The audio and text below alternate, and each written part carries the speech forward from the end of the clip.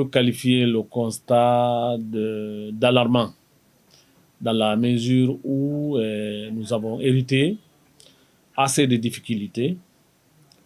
Il faut le rappeler que nous sommes venus, nous les membres de la délégation spéciale, suite à la dissolution par décret de son Excellence, Monsieur le Président de la République, du Conseil communal suite à une mauvaise gestion et un détournement de fonds.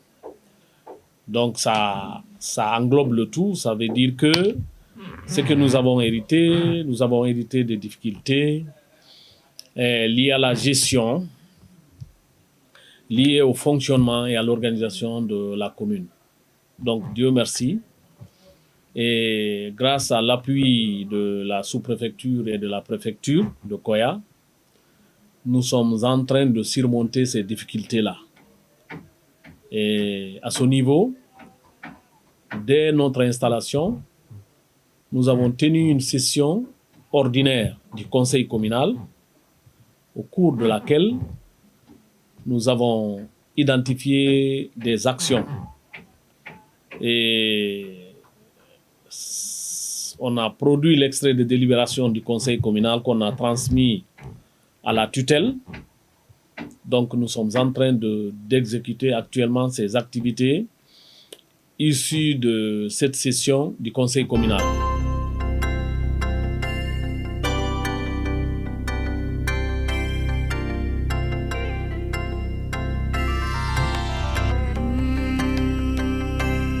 Et aujourd'hui, Dieu merci, nous avons pu avancer sur beaucoup de domaines. Et même l'accès au bureau.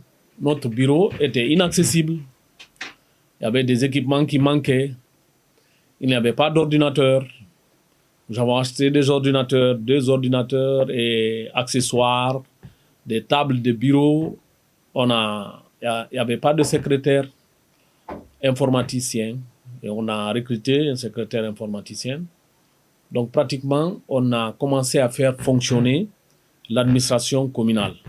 Comme vous le savez, une commune est une collectivité décentralisée. Et créée par le Code des collectivités est une loi organique qui dit que la commune est constituée de deux organes. Un organe délibérant, qui est le conseil communal, et un organe exécutif.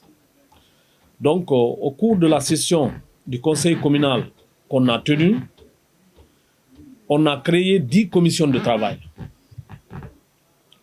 Ces 10 commissions de travail, ce sont elles qui réalisent les activités sur chaque domaine, sur le domaine éducatif, sur le domaine sanitaire, sur le domaine de la gestion du foncier, sur le domaine des finances, etc., etc. Donc ces 10 différentes commissions, actuellement, sont en activité. En ma qualité de président de la délégation spéciale, je suis le coordonnateur de toutes les activités de ces différentes commissions. Donc, c'est la méthode qu'on a utilisée. Et cette méthode n'est pas inventée, elle est créée par la loi. Elle est créée par le Code des collectivités qui dit que la commune fonctionne en partie des différentes commissions. Et chaque domaine d'activité est confié à une commission. Et cette commission-là, elle est présidée par un conseiller et dont les membres sont issus des différents services de l'État, des personnes ressources. Par exemple, si c'est dans le domaine la commission santé, hygiène, par exemple, il y a le chef du centre de santé, il y a les agents de santé, plus que ce soit du privé, que ce soit du public, mais qui ont des compétences en la matière. Nous les mettons comme membres et nous définissons leur rôle et leurs activités. Donc c'est grâce à la mise en place de ces différentes commissions que nous parvenons aujourd'hui à évoluer et à vraiment se démarquer de ces difficultés.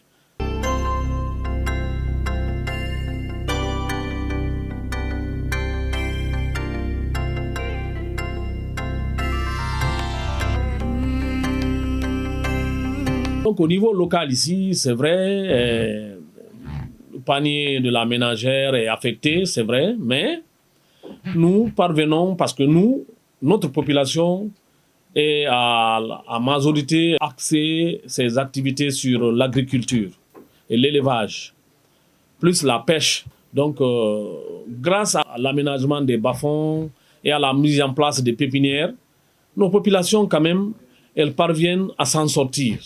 Mais il faut reconnaître que, de passage, que le prix du riz pratiquement n'a pas augmenté.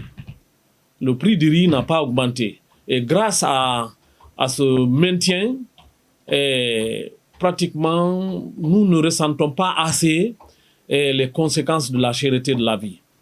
Donc, mais qu'à cela ne tienne, nous, notre rôle, c'est d'assister, d'informer et sensibiliser les populations pour pratiquer les activités agricoles. Parce que nous savons que l'agriculture est la base du développement. L'agriculture est l'activité qui permet de se démarquer de beaucoup de difficultés parce que ça ne demande pas des techniques.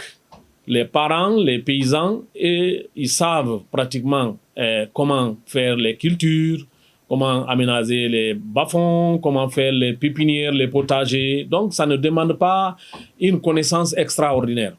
Donc, c'est vrai qu'il y a des difficultés à ce niveau, mais nous estimons que grâce au gouvernement, que cette situation sera corrigée.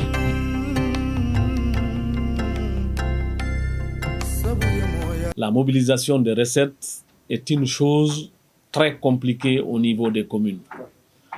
L'État, c'est vrai, a transféré certaines recettes pour les communes. Il y a des recettes qui sont propres à la commune. Il y a des recettes qui sont partagées. Donc, à ce niveau, concernant les recettes propres de la commune, pratiquement telles que l'état civil, quand quelqu'un a besoin de l'extrait de naissance ou l'extrait de mariage, il n'y a pas d'intermédiaire entre ce citoyen et la commune. Il traite directement. Là, la commune perçoit à 100% ses recettes sans problème. Mais les recettes partagées sont des recettes qui sont recouvrées cumulativement avec les agents des services des impôts et nous, la commune. Et c'est quand ces recettes sont mobilisées, envoyées au niveau des services des impôts, après calcul, ils font une rétrocession, c'est-à-dire ils nous ramènent notre quote-part. Et à ce niveau, il y a des difficultés. Parce que, par titre d'exemple, la taxe professionnelle unique, ce qu'on appelle TPU. La TPU est une taxe synthétique dont la commune a 80% du montant recouvré. Mais la loi dit que nous, la commune, nous ne pouvons pas la recouvrer. Nous la recouvrons cumulativement, concomitamment avec les services des impôts. Et c'est là que nous rencontrons assez de difficultés. On vous donne quelque chose qui vous appartient à 80%. On envoie quelqu'un pour gérer cette chose et vous retournez vos 80%. Si cette personne qui est chargée de procéder à cette opération n'est pas consciencieuse, et c'est là qu'il y a des difficultés. Nous, les communes, et naturellement, c'est un cas général que je suis en train de rappeler ici. Donc, d'une manière générale, la mobilisation des recettes partagées est une difficulté pour les communes en République de Guinée. Donc, mais quand même, nous efforçons et nous parvenons à corriger la situation parce que nous avons des agents, des représentants auprès de ces commissions de mobilisation des recettes qui travaillent en pleine activité avec les services des impôts. Mais au fait, il y a des difficultés quand même. Mais comme en matière de prévision, en matière budgétaire, en matière de prévision, on n'atteint presque jamais à 100% ce qu'on a prévu. Donc, mais c'est une question de pourcentage. Donc, mais Dieu merci, grâce à notre arrivée, nous allons mettre des équipes de perception, des gens qu'on va former avec l'appui de monsieur le préfet de la tutelle, pour essayer d'améliorer cette situation. Comme nous sommes une délégation spéciale n'est pas comme une commune élue. Nous avons une mission spéciale. Donc, l'État a réglementé notre fonctionnement. C'est-à-dire que nous n'avons pas le droit d'investir ou bien de fonctionner comme une commune normale. L'État dit que quand nous avons un mandat, nous, délégation spéciale, nous avons un mandat qui dépasse 1 an, nous avons le droit de fonctionner suivant la procédure de la 12e mathématique provisoire. La 12e mathématique provisoire veut dire quoi? La 12e mathématique provisoire veut dire que c'est la dépense de fonctionnement. La dépense de fonctionnement est divisée par 12 multiplié par 3. La dépense de fonctionnement du budget divisé par 12 multiplié par 3. Le quotient, le crédit qu'on obtient là-bas, c'est ce crédit-là qui doit nous servir de budget de fonctionnement. Donc, c'est un montant qui est tellement réduit. Ça, c'est des dispositions que l'État a dû prendre parce que nous sommes là temporairement. Quand on met le denier public devant nous, on nous ouvre des avantages, on peut peut-être se permettre de faire des détournements. C'est la raison pour laquelle l'État a cadré.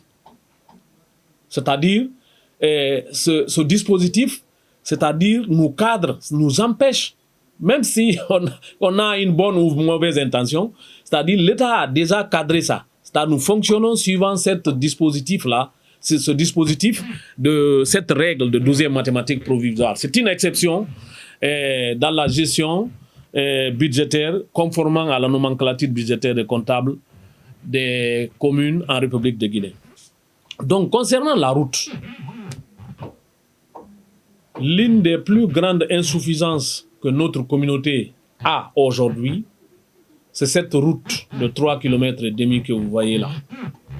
Elle est complètement dégradée. Elle est complètement dégradée.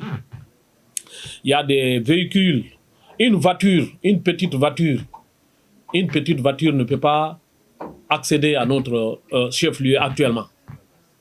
Ça, c'est clair, tout le monde le sait. C'est les véhicules 4x4 et les camions qui peuvent arriver actuellement, qui peuvent pratiquer ces 3 km pour accéder à Wonkifong village, accéder au chef-lieu de la sous-préfecture et de la commune de Wonkifong. Ça, c'est une insuffisance. Nous sommes situés à 50 km, de la capitale. Nous sommes situés à 5 km de Koya ville. Actuellement, Wonkifong est devenu banlieue de la capitale. C'est-à-dire qu'il y a des fonctionnaires qui résident à Wonkifong, qui travaillent en ville. Donc, Wonkifong est compris dans le projet Conakry Vision 2040. Donc, Wonkifong se trouve dans la nouvelle capitale de Conakry, la nouvelle capitale de la République de Guinée. Si aujourd'hui, ces 3,5 km constituent un obstacle auprès de la capitale, moi je pense que c'est une occasion pour moi de lancer un appel. Effectivement, il y avait eu un projet, il y avait un financement de 2 millions de dollars par la Banque africaine de développement. Mais pour des raisons de procédure, ce projet n'a pas eu lieu. C'est une occasion pour moi, c'est le moment et le lieu, très sincèrement, d'appeler le ministre des Infrastructures et des Travaux publics, vraiment pour nous aider à relancer ce projet. Car nous souffrons énormément. Donc, à notre niveau, chaque année, nous trouvons les moyens rudimentaires à travers des sociétés telles que Henan Chine pour trouver 25 millions, 30 millions afin de procéder au reprofilage de ces 3,5 km. Donc ça, et parce que l'entretien des pistes rurales est une compétence aussi de la commune.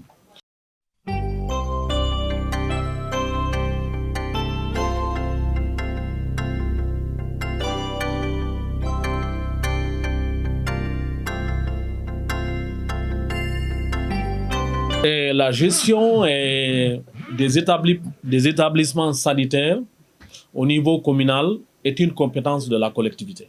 Effectivement, c'est une de nos compétences, nous, la commune. Et à l'occasion de l'ouverture, parce que nous avons été installés un mois avant l'ouverture des classes, et nous avons priorisé les écoles. Comme notre installation a coïncidé à l'ouverture des classes, nous avons appelé les DSE, on les a demandé rapidement de nous faire les rapports d'entrée, difficultés, suggestions, insuffisances. Pratiquement, au niveau du collège à l'école primaire, l'accès n'était pas là parce qu'il y a des classes qui étaient dégradées, le sol. Donc on a procédé à un appui pour le dallage de 3 salles de classe au collège, à l'école primaire. On a octroyé des tables-bancs, 30 tables-bancs au lycée. Et actuellement, à l'heure qu'il fait, on est en train de confectionner 30 autres tables-bancs pour l'école primaire publique ici. Nous avons appelé le chef du centre de santé. Nous lui avons dit que nous sollicitons tenir une grande réunion avec les 7-8 postes de santé et lui, le chef du centre de santé. Mais avant, nous allons faire une lettre dans laquelle nous allons faire des indicateurs. Les indicateurs là, les chefs de poste de santé et lui-même le chef du centre doivent nous remonter au cours de cette réunion ces données-là, ces différentes données pour nous permettre d'abord de faire le diagnostic, le diagnostic, de camper réellement ce qui se passe. Parce que il faut le reconnaître que l'homme qu'il faut à la place qu'il faut. Le cadre, c'est le résultat. Si on t'envoie l'État, en dépit de tous les étudiants diplômés qui n'ont pas d'emploi, toi, fonctionnaire de l'État, tu as bénéficié de la confiance du service ou bien du ministre ou bien du directeur pour qu'on te confie un service, c'est toi qui dois valoriser ce service. C'est toi qui dois valoriser ce service. L'État ne peut pas tout faire, mais c'est à toi, fonctionnaire, cadre, gestionnaire de ce service ou de cet établissement, c'est à toi de valoriser ce service. Donc nous, notre second objectif après les écoles, c'est le service de santé. Effectivement, nous avons un œil, nous avons un objectif de recadrer et d'évaluer d'abord, faire le diagnostic du fonctionnement de ces postes de santé et du centre de santé, effectivement, apporter les corrections. Par exemple, s'il y a un poste de santé qui n'a qu'un seul lit ou bien qui n'a pas de lit, nous, la commune, nous sommes là, nous pouvons confectionner les lits d'une place là et, excusez-moi, aller au niveau des vendeurs de matelas d'une place. Ça ne peut pas créer de difficultés dans le fonctionnement de la commune. Trouver 2 ou 3 lits ou bien les tables de soins pour un poste de santé ou 2 postes de santé, je ne pense pas si ça peut nous créer de problèmes. À ce niveau, nous, la semaine à venir, nous allons émettre cette correspondance pour demander aux chefs du centre de santé et les chefs de poste de santé de nous remonter les données sous forme de diagnostic, c'est-à-dire insuffisance, difficulté, suggestion par rapport au fonctionnement de ces différents services. À partir de là, au cours de cette réunion, nous allons échanger. Nous, nous allons examiner, voir qu'est-ce qu'on peut apporter pour résoudre ces différents problèmes au niveau de ces postes de santé et du centre de santé.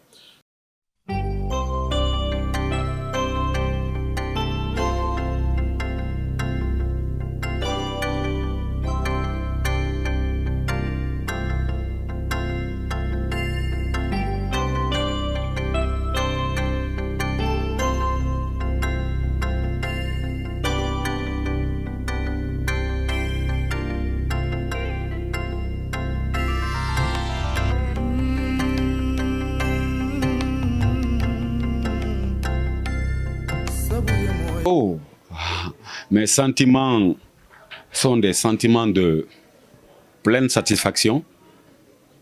C'est un monsieur que nous avons connu d'abord avant que les militaires ne viennent au pouvoir. Il était là comme sous-préfet. Et là, à travers ses relations, il nous a aidés à pourvoir plus de 25 chaises, 2 armoires, 1 étagère, 4 grandes tables. Et chaque classe était pourvue en table et en chaise pour le professeur, pour le bureau du professeur. Et après, on a connu ce système à partir du 5 septembre 2021. À son retour, on ne s'attendait pas de façon rapide à ce qu'il pense directement à l'éducation. Et il nous a surpris positivement. C'est un monsieur qui a une grandeur de cœur dans le bon sens. Et nous avons salué son arrivée et son vice-président. Vraiment, son arrivée nous rassure. Mais puisqu'on ne peut pas faire tout à la fois, on prend les choses par priorité. La priorité des priorités, c'était d'abord les tables bancs. Je crois que tout est listé. Nous avons fait une correspondance sur laquelle la majeure partie des besoins du lycée pour son bon fonctionnement sont listés. Et nous pensons et nous gardons l'espoir qu'au fur et à mesure ils vont faire face à d'autres difficultés, ils nous reviendront. Bon, vraiment, cette nouvelle autorité est à remercier, sans embase. Pourquoi? Parce que ça, de passage, je salue le président de la délégation spéciale de la CRD de Wonkifo, M. Abou Bangoura, avec son vice-président, Amadou Kamara, je m'excuse, qui sont en train de tout faire pour mettre en valeur notre école ici. D'abord, les trous béants qui étaient dans les salles ont été comblés par des bétons qu'eux-mêmes ils ont investis. Ils sont en train vraiment de nous assister pour la rénovation des tôles. Parce que tout suinte. Vous remarquez, il n'y a même pas de cours. Sans cours, il n'y a pas d'encadrement. Ils ont commencé à mettre les cours, petit à petit. Vous voyez, vous constatez, au beau milieu de la cour, c'est presque, pour ne pas dire, une autoroute. C'est une route principale. Tu n'oseras pas dire à quelqu'un de ne pas passer. Si tu ne veux même pas qu'il crie, laisse-le passer tranquillement. Alors, voyant ça, eux-mêmes, ils ont pris le devant, ils ont barré, ils ont mis les premiers murs là-bas. Et donc, ils sont en train de se battre pour nous pour ça. Et sans compter le problème de table-banc, qui est un problème récurrent dans tous les établissements. Et ça aussi, nous allons avec